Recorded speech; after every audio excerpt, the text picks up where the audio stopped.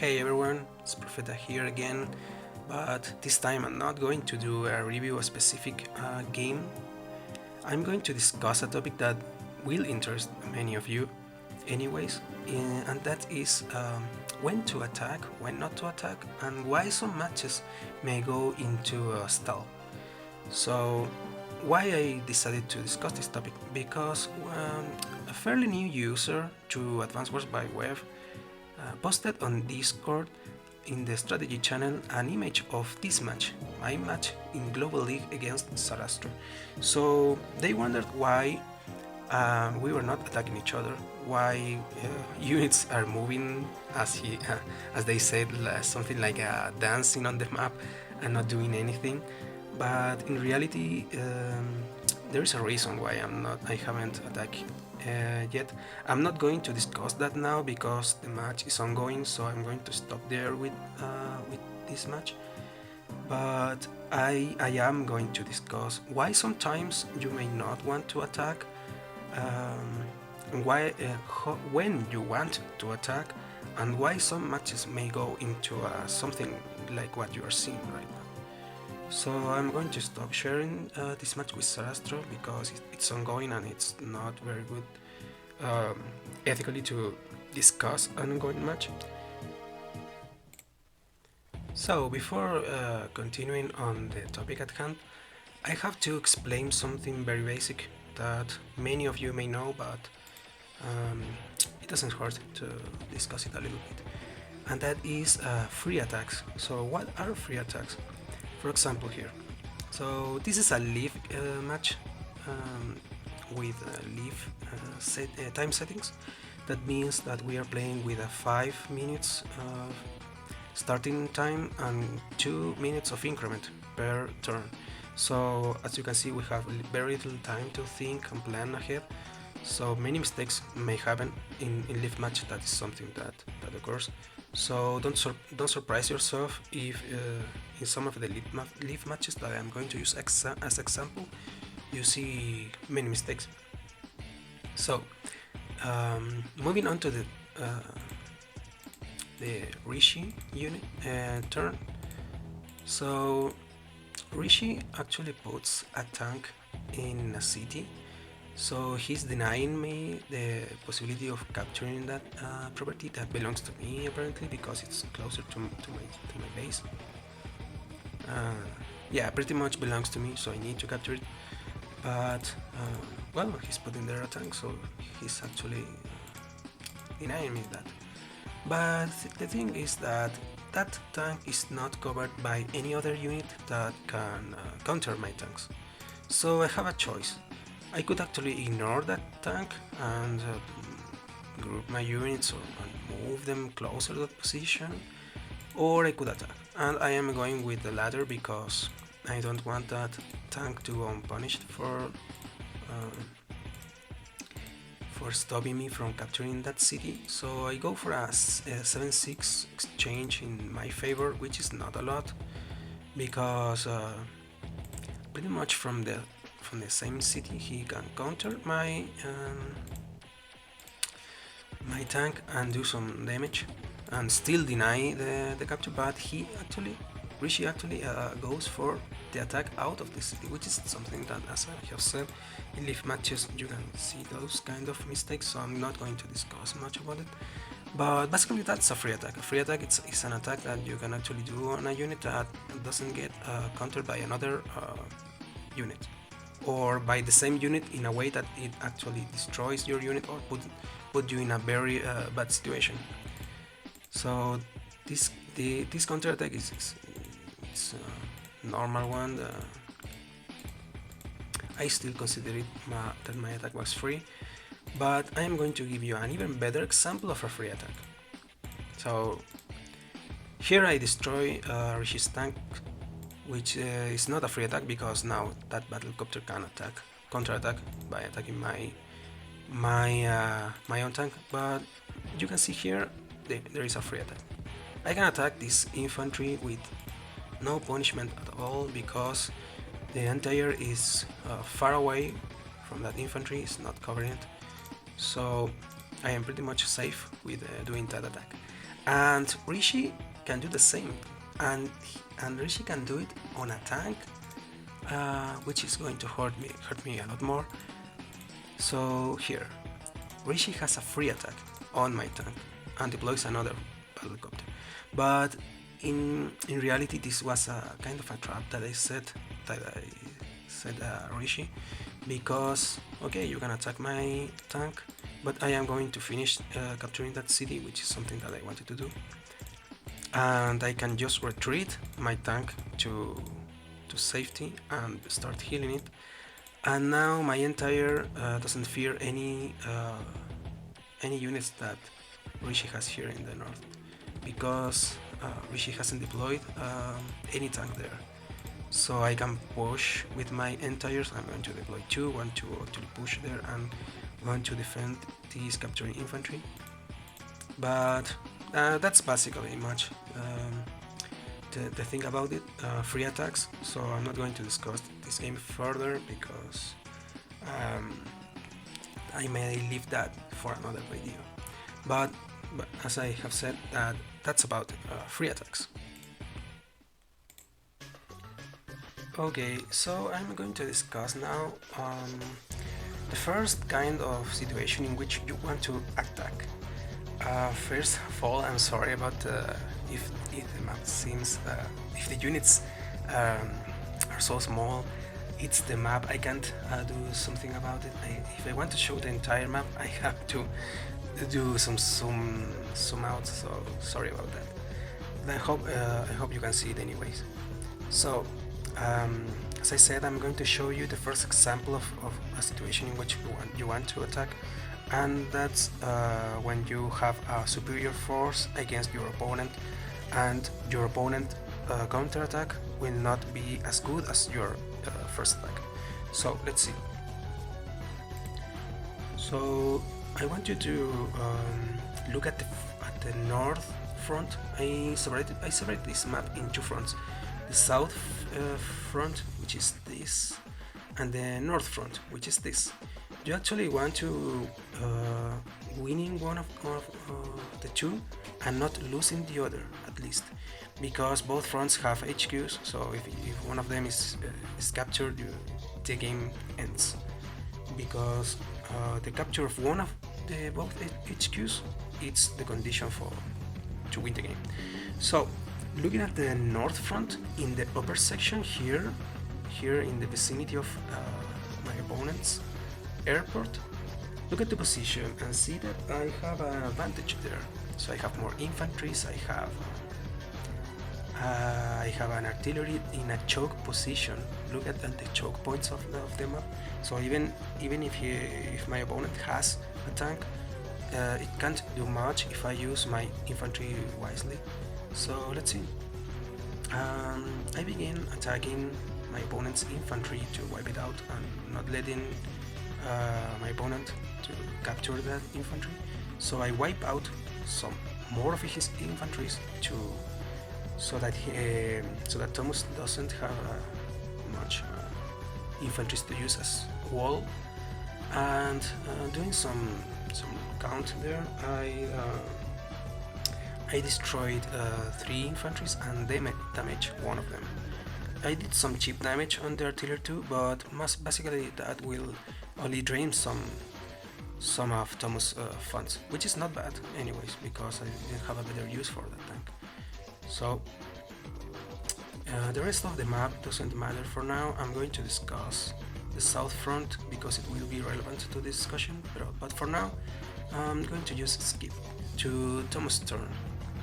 So it's my opponent's turn, and obviously Thomas wants to destroy some of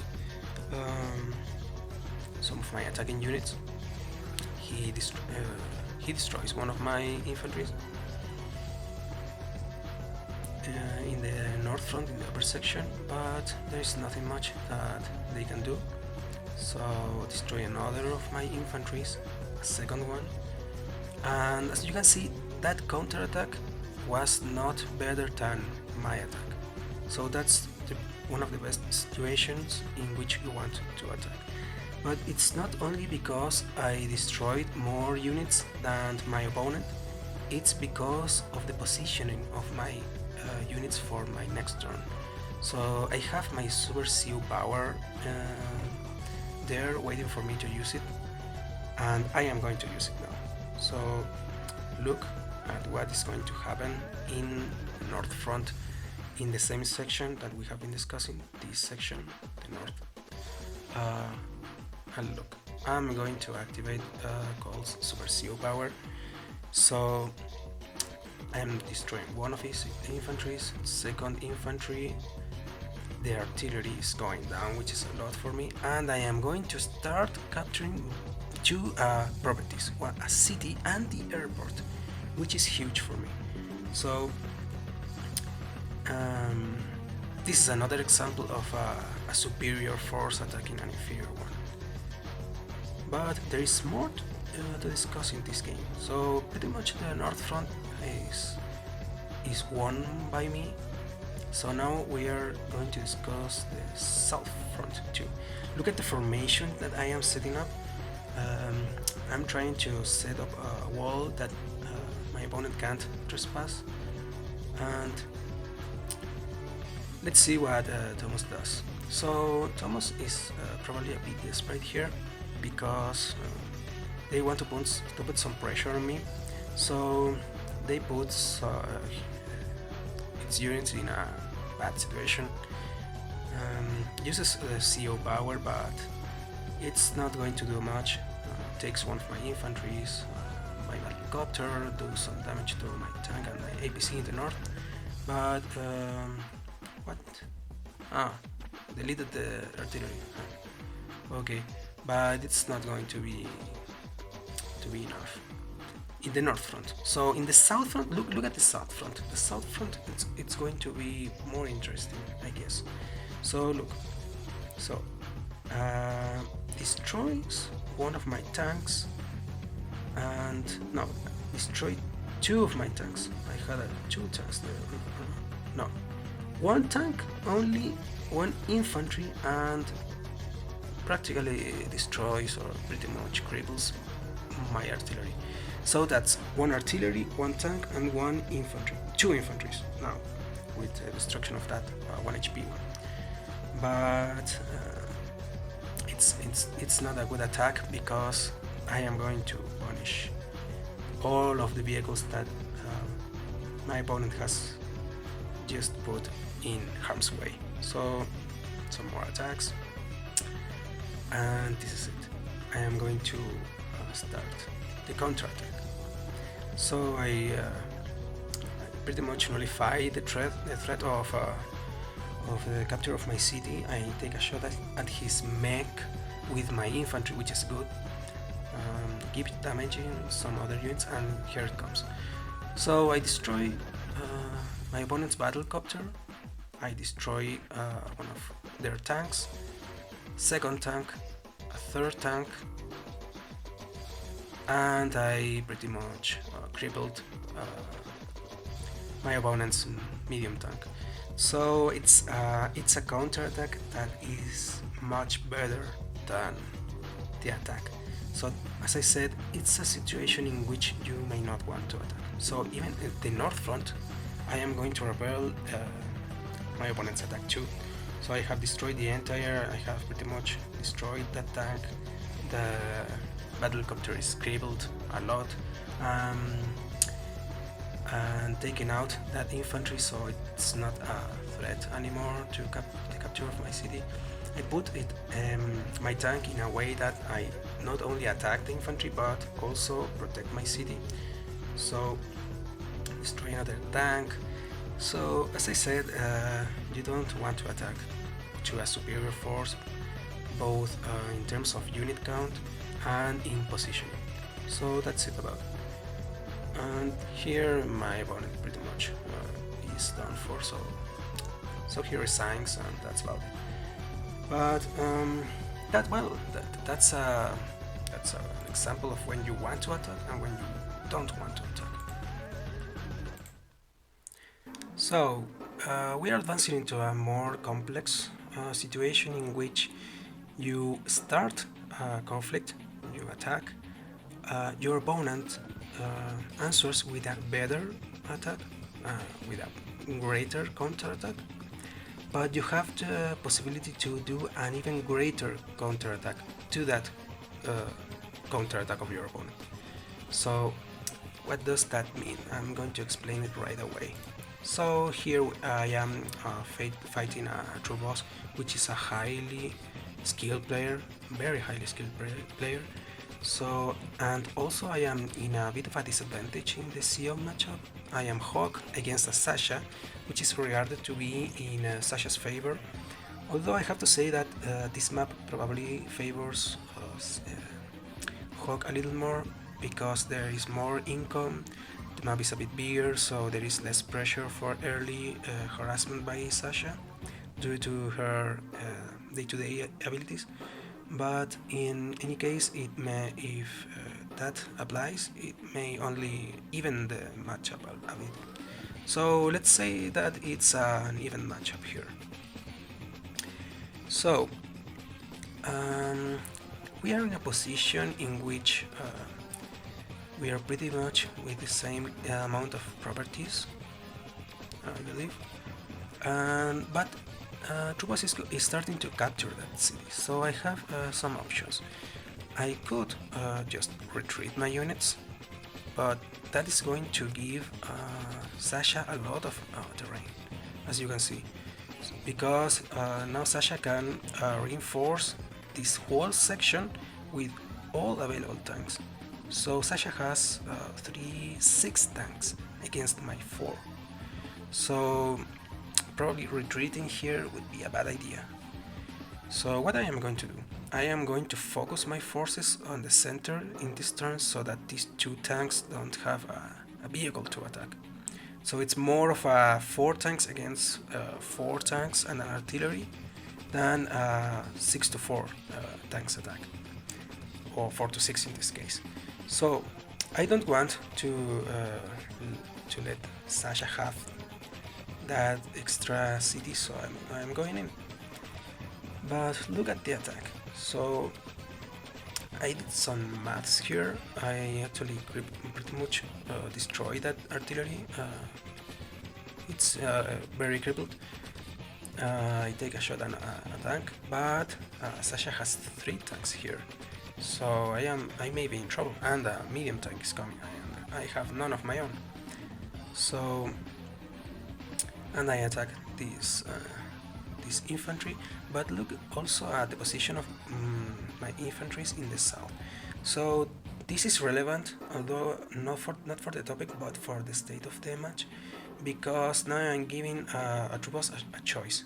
So Sasha might go for the southern front and repel this force of 2 tanks, artillery and some infantry, or focus all of his units in the center and repel my force here. So I did some maths, I hope they are well, and I actually did some net damage. That means damage that I actually did minus the damage I received in counterattacks. Net damage of 10.1 thousand damage in funds in that attack. So let's see how much a true boss does in return. So destroys one of my tanks, cripple my artillery, destroy 2 infantries, put up an artillery there, destroys another infantry, and severely damage one of my tanks in the center. So again I did some maths too, and this counterattack of a true boss is actually worth net damage of 14.1 thousand of funds. So it's 4k more than me. That means that effectively a true boss counterattack was greater than my attack, or at least that's in the numbers, because tactically it was a good attack for me, because I have pretty much isolated these fronts, this section of the map with the center section of the map. So I didn't let Atrubos have a full army that would put a lot of pressure here, and that pretty much would have sealed the match in Atrubos' favor. So I attack the weaknesses in Atrubos' formation, take a shot at his artillery, at his tanks, but I have to say that a grave mistake that allows me to do this kind of attack is that Atrubos didn't activate market crash for Sasha, and that is going to hurt Atrubos a lot, because not only I can attack with 110, in this case we're both playing with towers, so it's in my case it's 120 firepower against 100 defense units from Sasha. So if Sasha would have activated the CO power, it would have been an attack on 120, both attack and defense for Sasha. But I have not only I was not only able to do that firepower from 120 to 100 defense, but also I have activated Black Wave, which hurts a lot, because normally you don't want Sasha to allow your opponent using Hawk to use his powers. So counting the damage done by Black Wave and the damage that I did before that, it's a net damage of 28.2 k of damage in phones. So that's 2 times greater than a true boss counterattack. So this is an example of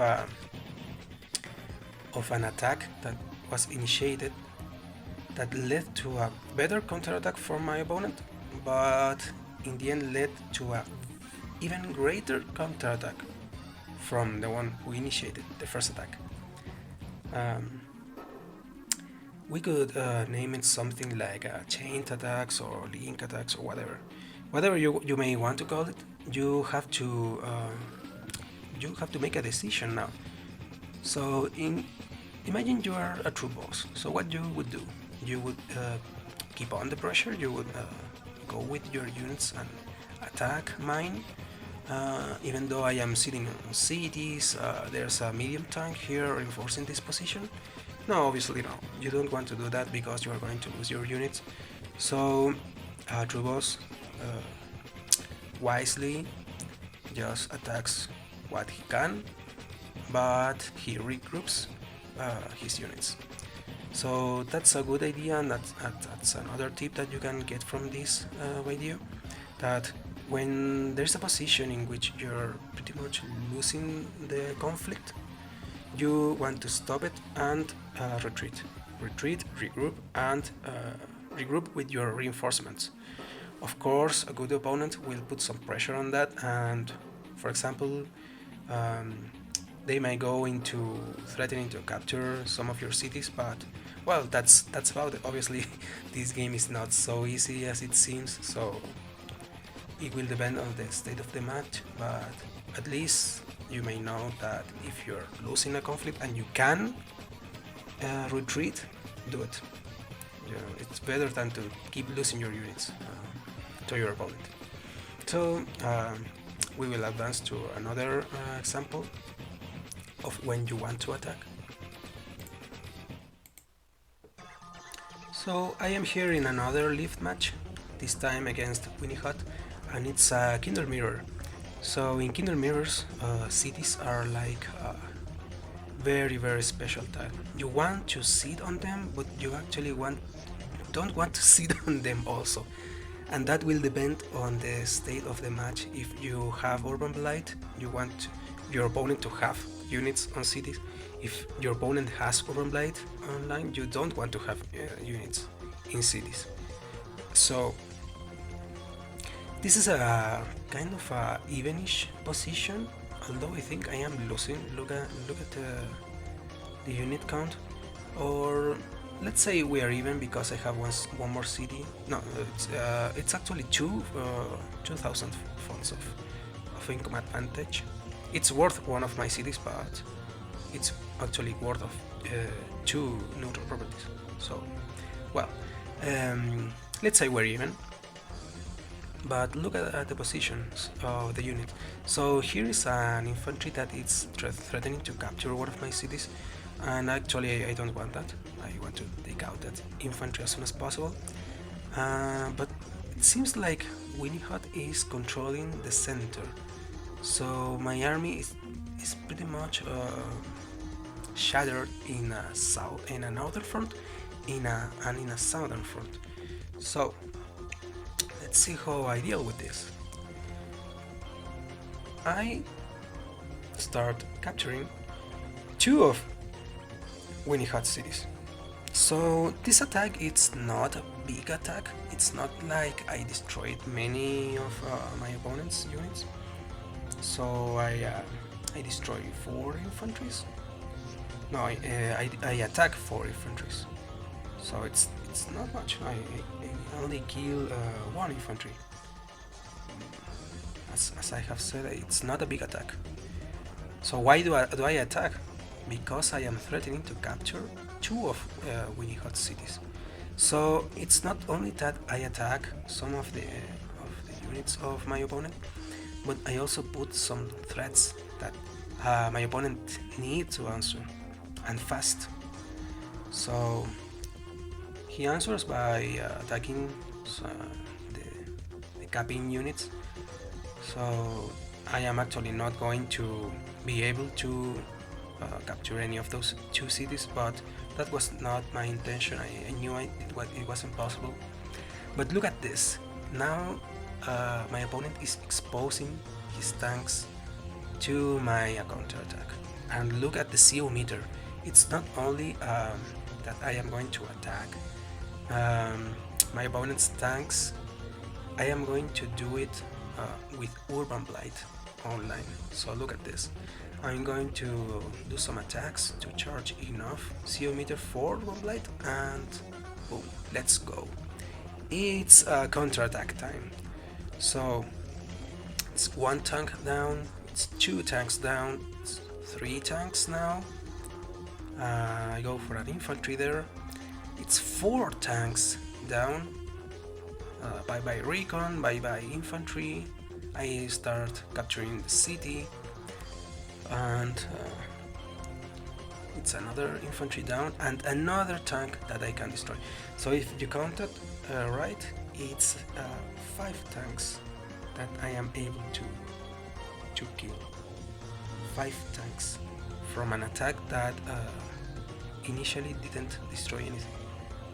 So this is an example of an attack that you initiate that may not look so good in paper, but by putting some threats in the table, you are making your opponent do some mistakes, especially in a live game setting.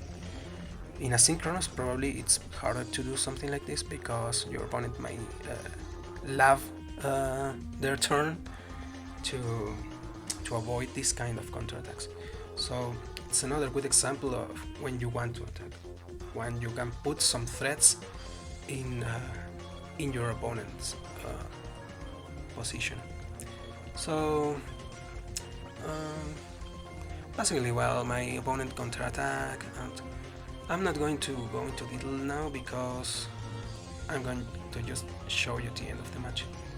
I pretty much have an unbeatable force of tanks there, so it's over. My opponent resigned, but the MVP of this match was absolutely the Urban Blight that I was able to have online because of a previous attack that looked so innocent but ended up doing a lot for me. So that's another way of attacking. So now we have this Hyphens match between Sukuil and Raka that was reviewed by another YouTube partner that creates a lot of good content. I suggest that you go visit his channel. He's called DPSI, so I am going to provide you with the link to his channel in the description of this video. But I am not going to review the whole match, he actually did that, so you can go and see that video for yourself. But I am going to use this match anyways to highlight another good option for when you may have a good attack. And as you may guess, that option is when you have a devastating CO power or super CO power. So the previous match was kind of an example of that, but I'm going to highlight it with this one anyways because it's even more visible. So look at this. This first attack with the Neo tank on the Mega tank, no one normally would do it because it's a win for the Neo tank, obviously. I mean the Mega tank. But look at the CO meter for both players, and it's an Olaf mirror. So in an Olaf mirror, you actually want to pop up the Super CO power Winter Fury first because you can do an attack, a very good attack with the stat bonus and with more possibilities for one-hit KOs. So here we go, and Winter Fury is activated. And looking at the previous state, if you take a closer look, these infantries can wall these tanks because tanks can't do Olaf tanks can't do a one-hit KO to these Olaf infantries. But with Winter Fury now online, by infantries, you can actually do a lot of damage to that Neo tank. Now Sokugil can pretty much pierce the whole Raga formation, shot at the rocket, so it's a lot of damage. Sokugil can now threaten to capture and pretty much secure these properties from Raga, and that's a great push. At what seemed to be a formation that was pretty much unattackable, but a good player will see weaknesses in the informations and use the tools available to him or her. So, and that's pretty much what I wanted to highlight. I'm not going to give the end result of this match because the PSI has already done it, so if you want to see who wins this match, go to his channel. So may Raga come back? He has a good formation here in the north, so you never know. You'll have to see for yourself. So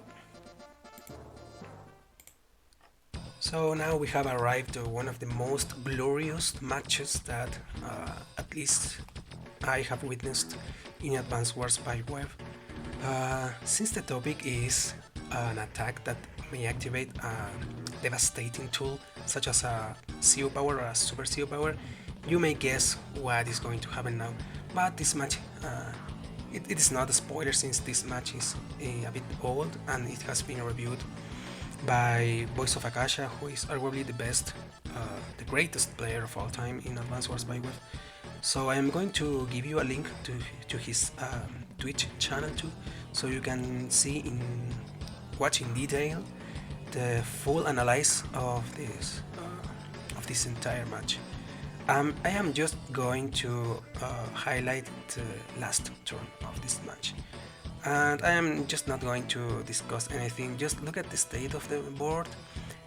It seems like it's pretty much a stall, kind of an evenish income considering Sasha day-to-day ability.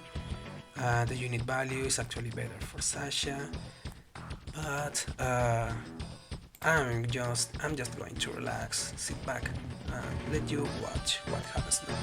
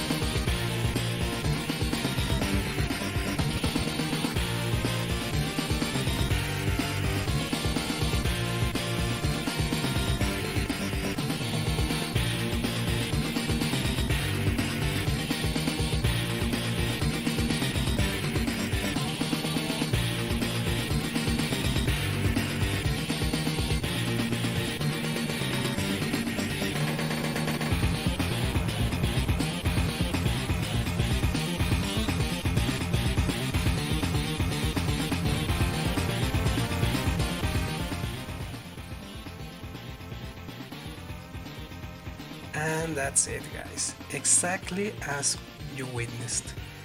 So from a position that looks quite even, and I have to give you a little of a spoiler if you want to watch the entire analysis from Voice of Akasha.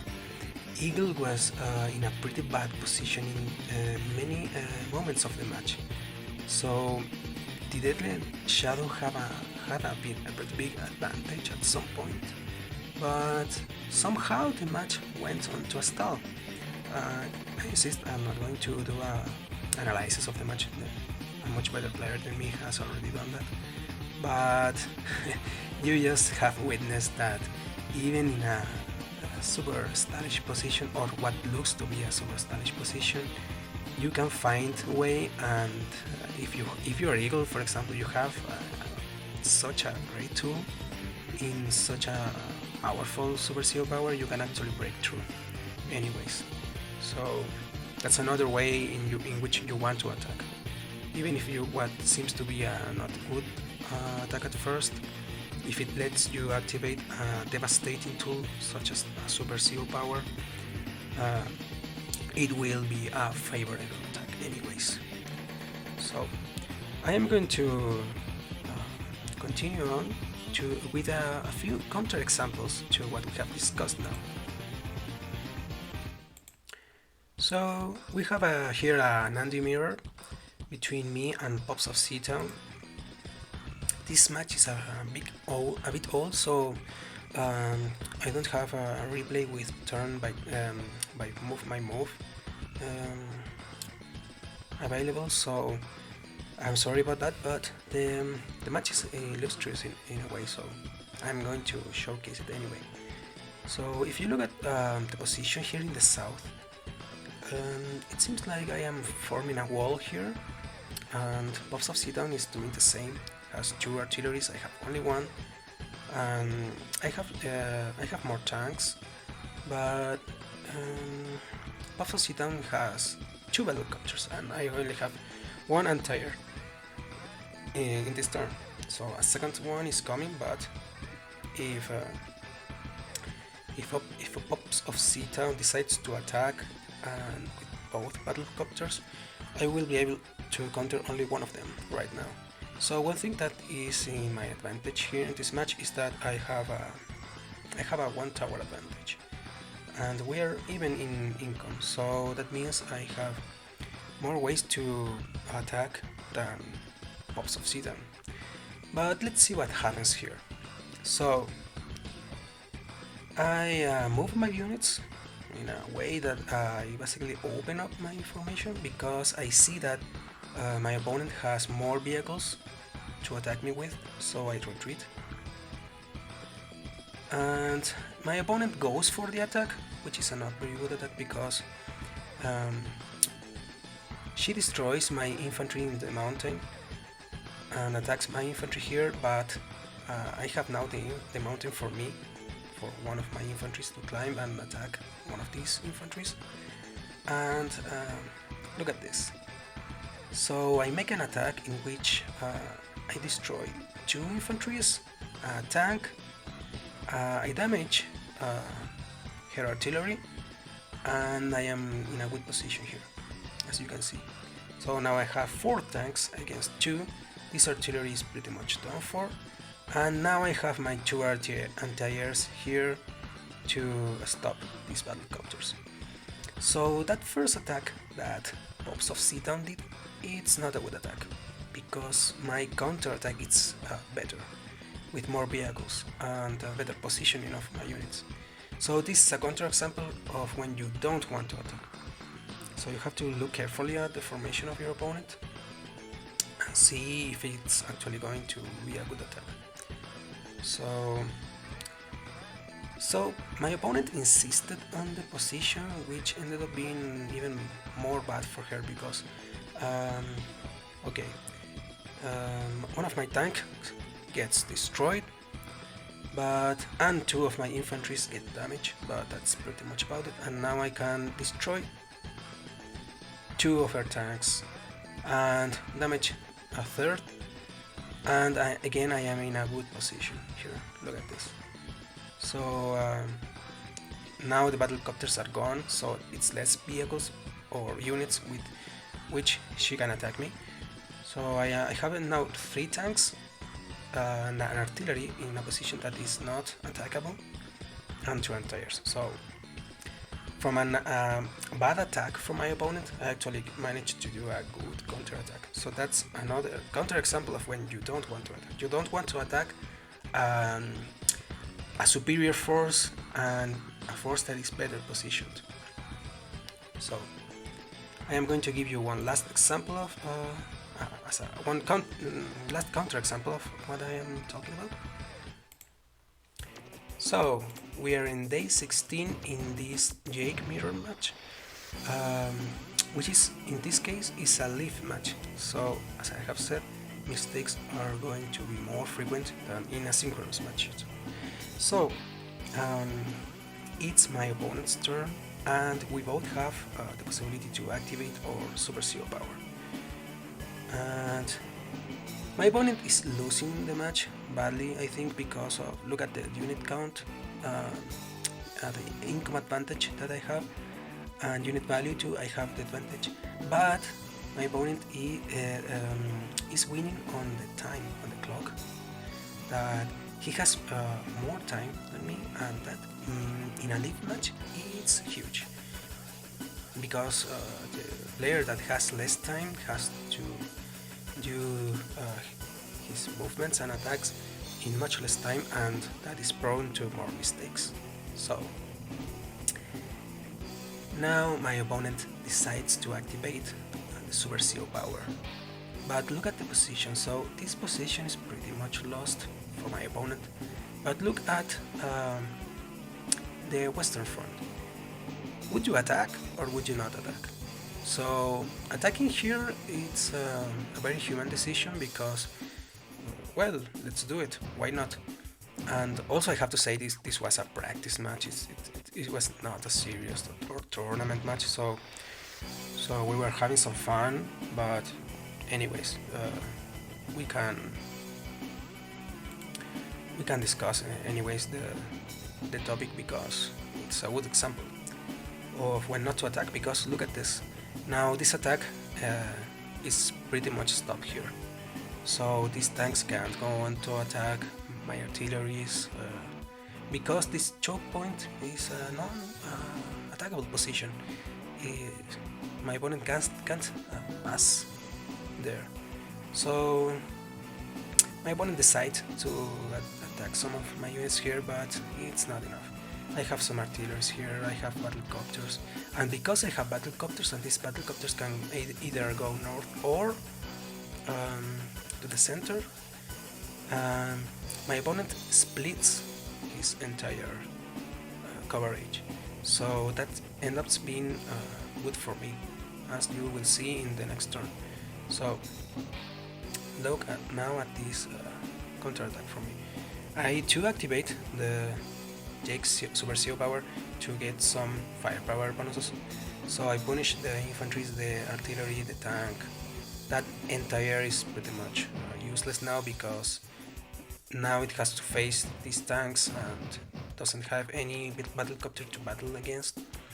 I destroyed the tank, and now I can destroy this anti-air, and that's huge, because now these 2 battlecopters can do damage on my opponent's formation without any form of retaliation from my opponent. And I go for a 3rd battlecopter, and this front, as I have said, is pretty much done for, so there isn't much to discuss for now. So that's another counterexample of when you don't want to attack, because it will put you, if it puts you in a worse position than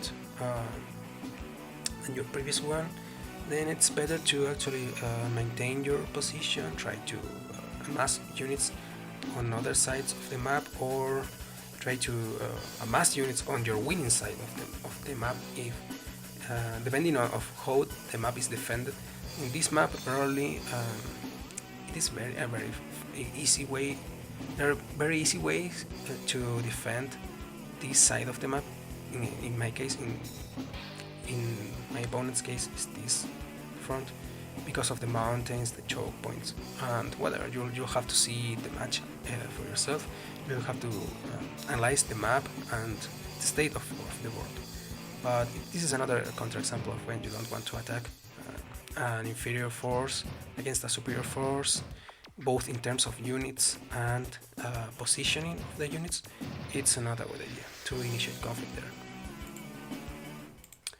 So we reached the end of the video, and we return to the first topic that I was discussing. Why some matches go to a Stallfest, some impenetrable walls? Well, let's say none of the above situations can be met and you don't find a good attack, or there is a good attack but you don't see it. That's even more common than the match to actually go into a stall. If you don't see a good attack, even if it's there, you're not going to take it, and the match will go on to a stall. So look at this match between me and Value 1. Look at that board. Do you find a good attack? Would you attack in this position? It's Value 1 turn, so if you can find a solution to this board, and you can actually find a good attack for Value 1 or a good attack for me, of course you have to take into account that it's Value 1's turn, so if you find a good turn for me, you would actually have to attack as Value 1 or keep a good formation for Value 1 and find a good attack for me, or find a good attack for Value 1 in this same turn. But as you can see, there are many units in the board, and the units are positioned in a way that they form literally a wall of China that is from west to east along the entire map of units, and they are all backed up with many indirect units that they will punish any unit that dares to attack this kind of formation, I believe at least. So perhaps there is a good attack here. I haven't thought it much, but the match ended in a win for me because Value 1 voted, but that's irrelevant to the discussion. Some matches may go into some kind of stall status, so this is one example.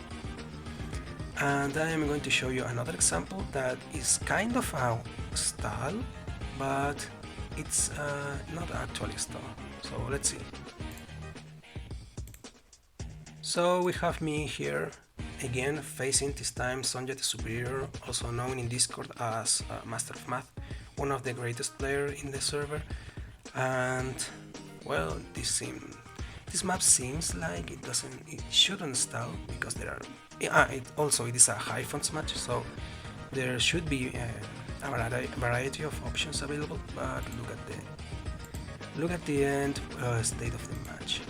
So it's my turn now, and we have reached the unit limit basically, because I can build now 4 units in total. So what's the deal? This match ended up in a draw, basically because both of us agreed to that. This was a very exhausting match, so, and also because there is a day limit in this match, which is something that Sonja the Superior said that he didn't realize until late in the game. So that changes. That would have changed his plan, his entire strategy from start. So because in this matchup between Andy and Kindle is the one that probably wants to initiate conflict, to harass Andy, to not let the match go into a state of stall, because basically Andy has the superior trump card in Mega Tanks. Andy Mega Tanks are probably the best because yeah, you have Kanbei Mega Tanks, but Kanbei Mega Tanks cost a fortune that you're probably not going to be able to deploy. But Andy's Mega Tanks are normal, both in firepower and cost, but they can heal. and that's a huge boon for a unit that can take several hits. So anti-mega tanks can go attack, deal a lot of damage, and not be killed, or you may kill some of them, but in the hyper upgrade counterattack, he's going to just stomp you. And that was the Sonja the Superior's plan for the late game, but then he realized the day limit, and it ended up in a draw. So also, if you can find a solution to this board, if it's my turn, so actually you have to find a good attack for me, or it's a good formation for me, and a possible attack for Sonja the Superior in the next turn. So this is another example of a match that went onto a stall because basically this is because I couldn't find a good attack. Because Sonja the Superior's plan was to stall the match a lot. So until he realized the day limit, but it was too late. It's not my fault. It wasn't the rules. He didn't convert them. But in his defense, it seems like global league matches shouldn't have a day limit, so he used. It's none of us fault. He just missed that. But it let the match go into this state. So it's an interesting challenge to find a solution to this board.